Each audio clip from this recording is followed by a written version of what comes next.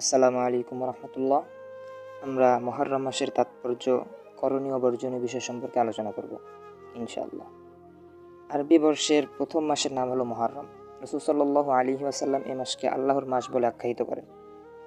হাদিস শরীফে এসেছে হযরত আবু হুরায়রা রাদিয়াল্লাহু তাআলা আনহু থেকে বর্ণিত, রাসূল সাল্লাল্লাহু আলাইহি ওয়াসাল্লাম বলেন, রমজানের পর আল্লাহর মাস মুহররমের রোজা হলো সর্বশ্রেষ্ঠ। সহিহ মুসলিম। পবিত্র কোরআনে এ মাসকে সম্মানিত মাস বলা হয়েছে।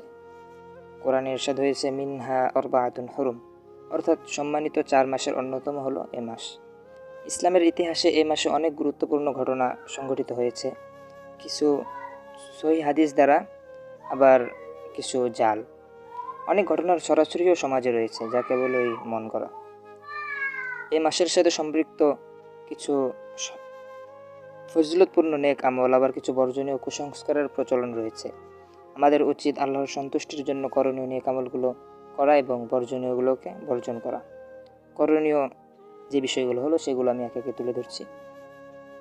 হযরত ইবনে আব্বাস রাদিয়াল্লাহু তাআলা আনহু থেকে বর্ণিত, তিনি বলেন যে, আমি রাসূল সাল্লাল্লাহু আলাইহি ওয়াসাল্লামকে রমজান ও আশুরার রোজা যেরূপ গুরুত্বের সাথে রাখতে দেখেছি, অন্য সময় তা দেখিনি। সহিহ বুখারী, হাদিস নাম্বার 2006।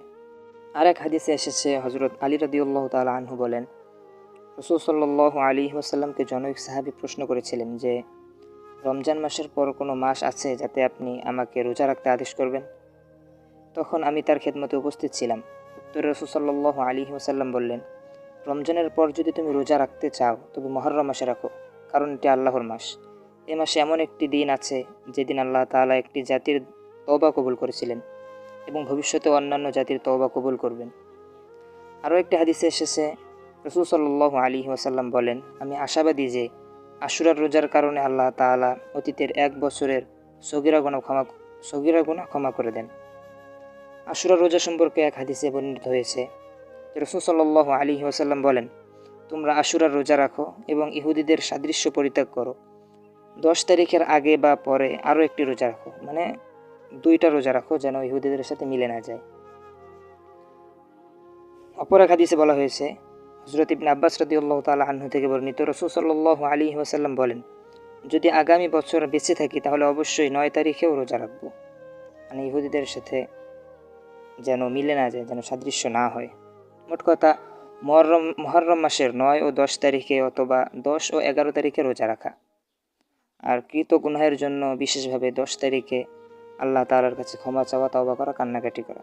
আর বর্জনীয় যে বিষয়গুলো হলো, সেটা হলো এই মাসে তাজিয়া বের করা, শোকগাথা পাঠ করা ও শোনা, কালো কাপড় পরে শোক পালন করা, মীর মুশাররফ রচিত বিষাদ সিন্ধু সম্মিলিতভাবে বসে পাঠ করা ও ক্রন্দন করা, মিছিল ও র্যালি বের করা, শোক প্রকাশার্থে শরীর রক্তাক্ত করা ইত্যাদি অনইসলামিক কার্যক্রম উল্লেখযোগ্য।